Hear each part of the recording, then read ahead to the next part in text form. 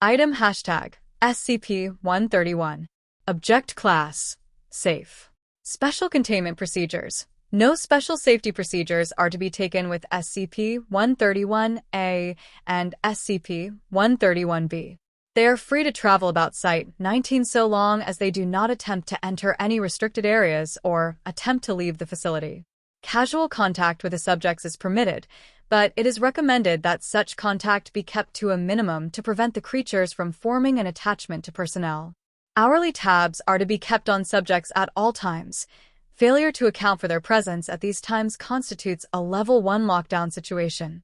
Any report of abuse or mistreatment of the subjects will result in a harsh reprimand. Description: SCP-131-A and SCP-131-B, affectionately nicknamed the bipods by personnel, are a pair of teardrop-shaped creatures roughly 30 centimeters, 1 foot, in height, with a single blue eye in the middle of their bodies. SCP-131-A is burnt orange in color while SCP-131-B is mustard yellow. At the base of each creature is a wheel-like protrusion which allows for locomotion, suggesting that the creatures may be biomechanical in origin. The subjects can move surprisingly fast, covering over 60 meters, 200 feet, in a matter of seconds. The subjects, however, lack a braking system, which has led to some rather spectacular, if not overly amusing, mishaps involving the creatures. The subjects have also shown the ability to climb sheer surfaces and have gotten lost in the air vents on more than one occasion.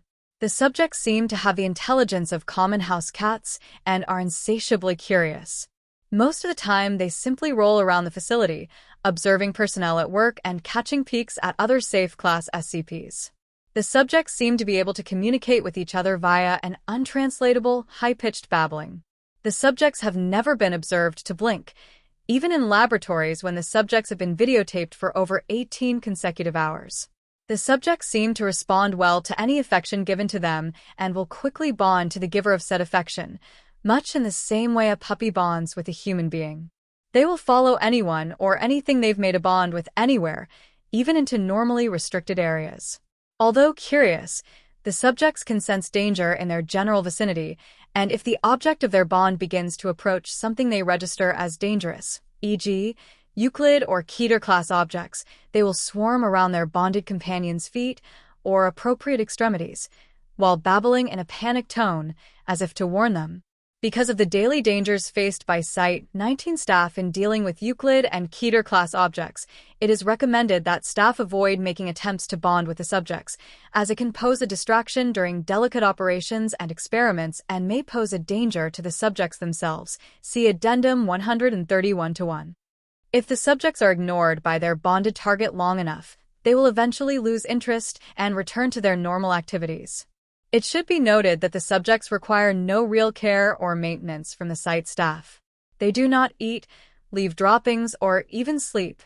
It would seem that the only sustenance they require is visual stimulation, although this requires further study to verify. Subjects SCP-131-A and SCP-131-B were found in a cornfield outside in the year 19. They were promptly transported to Site-19 via data expunged, and were then downgraded to safe class and given free rein across the site once it became clear they were not broadcasting what they saw to any hostile foreign powers. Addendum 131-1. During an incident that took place on // the subjects followed one of the cleaning staff on routine cleaning of the container of SCP-173. After their normal attempts to warn the cleaner of the danger were ignored, the creatures rushed into the container in front of him and the other 2 personnel on duty.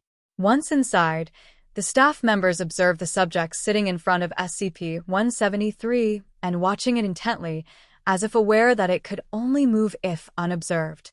The cleaners ignored the presence of the subjects and continued with the biweekly cleaning as per standard procedures. When the cleaning crew left, the subjects did as well, rolling backward slowly and never taking their eyes off of SCP-173. Current applications of SCP-131-A and SCP-131-B as wardens for SCP-173, and perhaps other SCP which require constant observation, such as SCP-689, are being considered.